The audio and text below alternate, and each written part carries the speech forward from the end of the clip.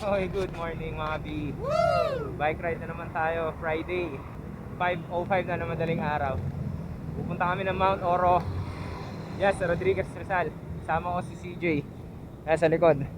Ang dating gawi, ruta namin yung papuntang Timberland. Tapos sa dulo nun hanggang Rodriguez Highway. Tapos pa Mount Oro na yun. Mula sa amin 40 kilometers to. Dapat loop yung gagawin namin. Daan dapat namin Katipunan o Commonwealth. Tapos doon kami papasok ng Manila Gravel Road sana. Pero syempre dahil wala naman kaming ganong padjak o practice pa, hindi na lang namin lulup. Sa kami dadaan papunta, pero may dadaan pa uwi. Actually kumakaliwa kami dun pero sarado na. Ginagawa namin pagbaba dito sa tulay, magpe-pedestrian lane kami. Pedestrian lane na kami. Pabalik ulit kami sa tulay. So ngayon mula dito, kakanan naman kami dito sa JP Rizal. Ito yung ruta pa Timberland. Dire-diretso yan, hanggang dulo. Makakarating ka na Rodriguez Highway, papasok ng Manila Gravel Road.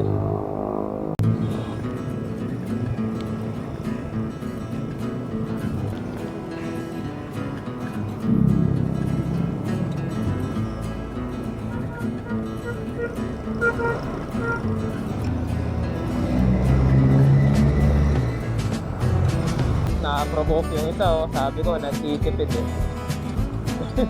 biglang bumomba 20 na.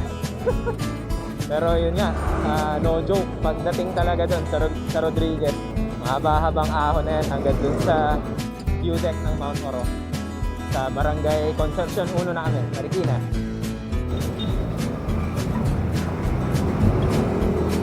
Unang ride pala namin ni CJ ito na more than 50 kilometers. Tapos mamumundok pa kami. 5:41 na umaga.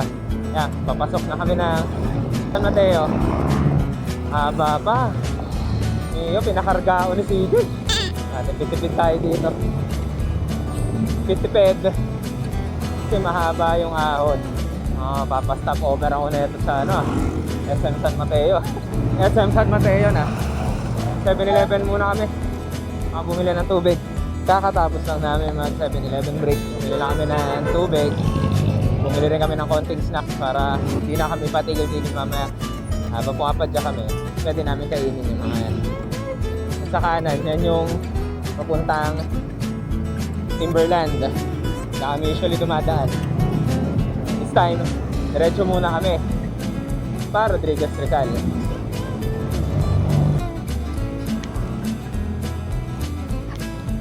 Tanaw na yung mga bundok. Hindi ko lang kung kita sa video pero ayun, tanaw na dito yung bundukan dyan sa Rodriguez Rizal. Sikip din pala ang daanan ngayon dito. Pero ewan ko, mas gusto ko yung lagay ng kalsada at saka ng traffic dito kaysa dun sa kahabaan ng Taytay, Angono, Binangonan. Siguro dahil ramdam kong may pupuntahan kaming bundok. Ayan sa unahan. Na parang kahit paano relaxing. Tsaka umaga pa. Maaga, malamig. Presko pa. Ano na pala to? Barangay Dulong Bayan 2. Muntinlupa. San Mateo. Bali 6:04 na umaga. Yun. Kaya pala. Sa likod na itong truck may ginagawang kalsada. Medyo may kasikipan. Thank you. Landmark namin, papasok na Rodriguez Highway, Mercury Montalban. At parang 2 kilometers na lang ata nung tinignan ko. 6:11 na umaga, Montalban Rizal na. Presko naman dito. At doon sa kanan na view namin yung bundok Ayun medyo nakakabuhay na ng loob. Kasi malapit na kami sa bundok. Sabi 2 kilometers na lang daw Rodriguez na. Matawa ako sa sarili ko. Kasi? Ay, yung blinker ko yung kamay ko. Ganun ako. Right turn daw yan, right turn. Walang makikita lumang.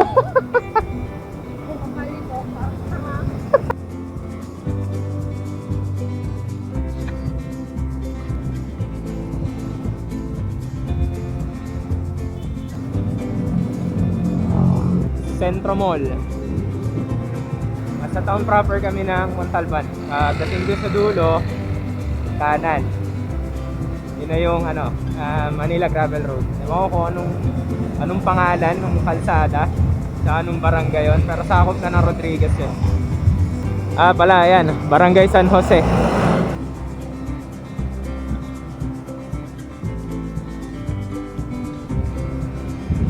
Hindi naman pala gravel, pinangalanan lang na Manila Gravel Road to. Okay lang sana kung ganito dire-diretso lang yung kalsada. Kahit maahon, okay lang yan. Lang medyo rough road. Okay na yung ganito. Makinis yung kalsada, galing padyakan. Kahit ahon, matatsaga. Sabi doon sa map, mga 9.3 kilometers mula dito doon sa view deck. Puro truck pala halos kasabayan natin dito. Parang ginubatan lang yun sa Albay. 6:37 ng umaga. Fairness, ganda ng kalsada. Nakalampas na kami dun sa Arco. Barangay San Isidro na, Montalban. Sikip, nagawa yung mga kalsada. Tapos puro truck yung mga kasabay. GG. Medyo nagbabago na yung kondisyon ng kalsada. Grabe yung taas ng kalsada, oh. Sidewalk, oh, taas. So, ganun yung kapal ng kalsadang idadagdag nila dito. Tataas nila. Tigas pa naman ang gulong ko.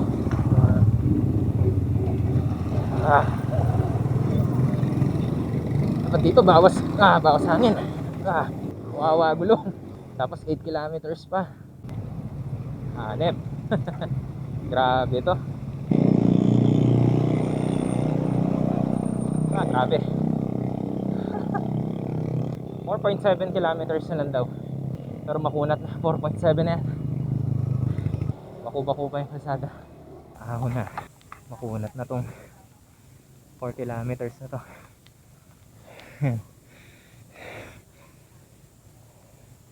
Rinig nyo naman sa hingal ko, di ba? Pauwi. Dito rin daan namin. Hindi namin maglulup. Mas stressful pag Commonwealth kami dumaan. 7:14 na ng umaga. Sitio Duhat, Barangay San Isidro, Rodriguez, Rizal. Hindi ko pa nasilip ulit sa maps kung ilang kilometers na lang kami. Pero malapit-lapit naman na to. Buti umukay na yung kalsada. Kasi yung hirap kung aahon kami ng ganong klase yung kalsada. Diyos ko, pasakit yun. 1-2 na lang. Last stretch na to ng 3 kilometro. Puro ahon na to. Dahil nga kasi view deck yung pupuntahan namin. 12% grade yan. Yun yung nakakatakot eh, oh. Makakasalubong ko pababa. Nasa sikip ng kalsada. Ayan yung kabuuan ng Quario. Meron pa yan dun, banda. Pero ito yung pinakamalapit na view. Ayan. Sayang. Ganda sana ng view dito kung puno pa yan. Probinsya ang feel. Puro bundok na lang yung view namin sa kaliwat kanan namin. 7:34. So may barangay Mascap na kami. Hindi ko pa rin talaga sure kung ito Rodriguez o Montalban. 17 degrees. Oh shoot. Bakit pa din? Morning, thank you.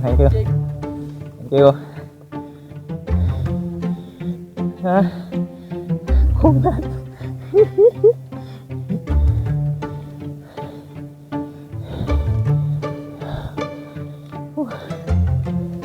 GG. May umiiyak ata. Grabe. Recovery na. Kung sa Rebpal, 2 kilometers pain. Dito 3 kilometers. At talagang pain to. Mas malala pa to sa Rebpal. 15% grade. Naglalaro siya sa 12 to 15. 214 meters above sea level. Yan ang altitude namin. Nagluwag na ako ng helmet. Ang sakit na sa ulo. Hindi namin siya yung binubomba na spin. cadence. Machine na lang ginagawa namin. Is moving pa rin. Sinisipak lang nila. Pinapatag lang nila. Sige, patagin niyo kuya para okay na sa amin. Naputol yung road widening. Bakit okay? Layo na agad dun. Parang lista sa tumumpa sa amin. Yung alam patag yung nasa unan. Pero false flat yan. Pangon pa rin yan. Pa rin bumababa sa G's yung gradient. Paano bahag yan? 9% yung gradient pa rin. Siyempre mga gano'n na lang 2 kilometers, 3 kilometers. Humahaba yan pag-ahon. Mukhang may magagalit sa akin mamaya pag-uwi nade-deform na katawan nito. Kape? O sige. Yun Ano ba? Tara. Ito? Okay. Kape daw muna. Nigil muna kami. Di na kami nag-video pero nagkape kami. Baling 8:17 na. Na ulit kami pupunta doon. Putik, ito pala yung siko. Grabe. Aso.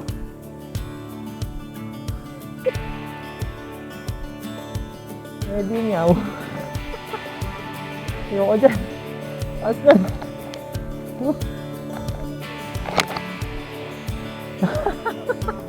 Nagalit sa gumawa nito. Ito yung legendary sito ng oro. Grabe. CJ. Gulat yun si CJ. Paahon na si CJ doon. So ako lakad lang ang konti kasi hirap ng bumalik. Tarik Oops. Grabe good na naman. Natutulis yung bato. Tulikit. Dito. Hirap magwanhan. Madalas ako Sigil. Grabe yung gulong ko. Wawair Hindi ka na makakabalik. Nakatakot nga. Masyado manipis gulong natin dito.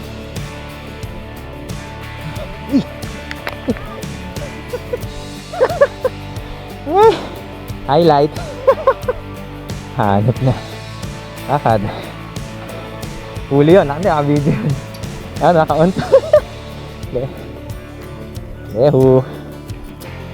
274 meters above sea level. Kakad. Dito nung binutikan. Tumawag ako. Malaki. Hindi ko bigat. Kung mag-alala, hindi kita binudo. Pareho natin hindi alam to. Etong nasa kaliwa natin, yan ata yung view deck. Nakita nyo. Yan. Napakataas. Sige. Dan.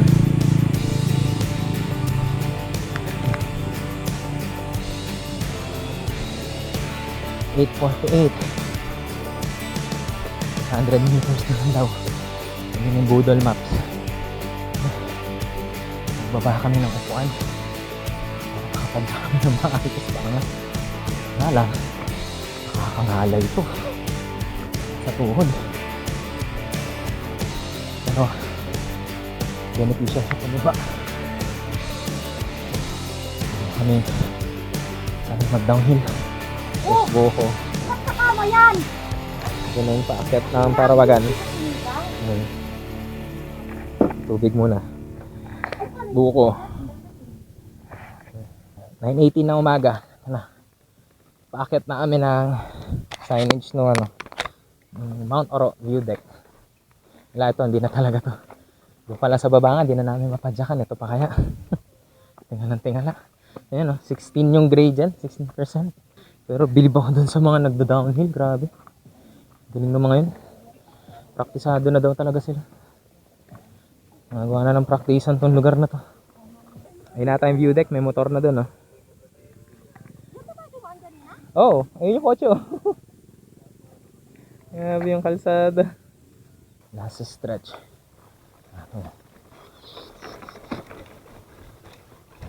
Ah. Woo! View deck! Nice one!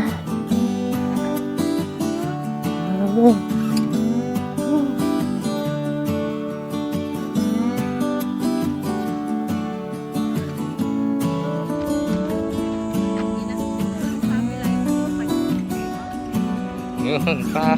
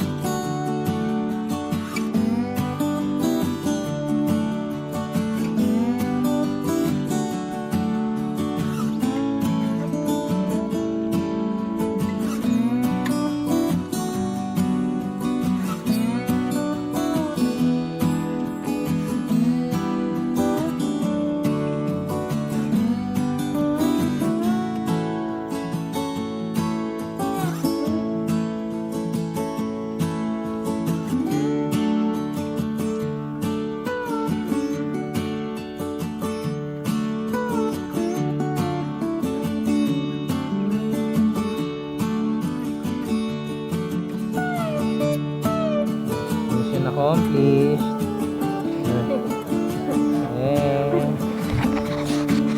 Mission accomplished, mga karo. Lakad pa rin, trekking. Sige, go! Ayoko na! Challenging talaga to. Wala pa naman ako. Shucks, kawawa at bike namin. Ay. Masaya din ito. Experience. Okay na din. Not bad. Init na nga lang yung aking brakes. Hindi na tumatalab. Hindi kami pumapadya. Mas mahirap yung palusong. Sobrang nasa pinakamababa na yung aming upuan.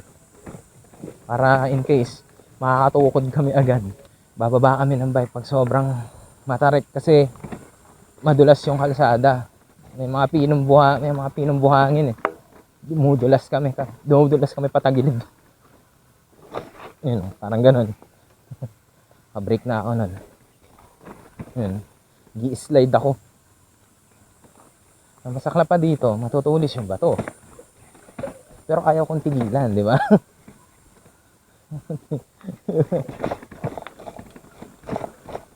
Pero sabi kanina nung mga nag-downhill, mga naka-exit, tama naman sila, dapat lang talaga may-maintain ka na speed dyan. Pero syempre, praktisado na yung mga yun. Kailangan mo rin na matinding balance dito. Kasi may mga loose yung bato na yan. Pag tumisod yung bike mo dyan, at di mo na control, finish ka. Para kang kinayod na keso dyan pagka bumalibang ka dyan.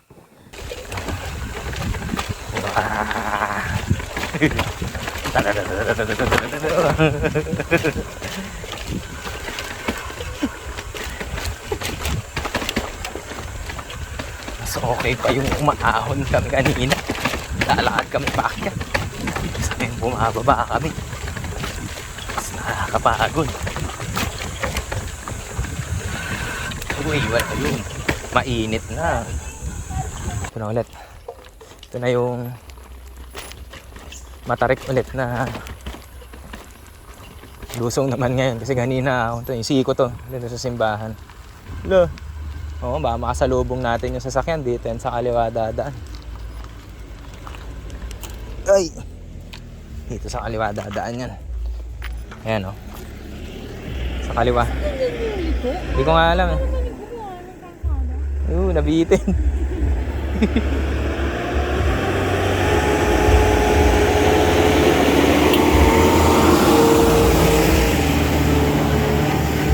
Lusong nga.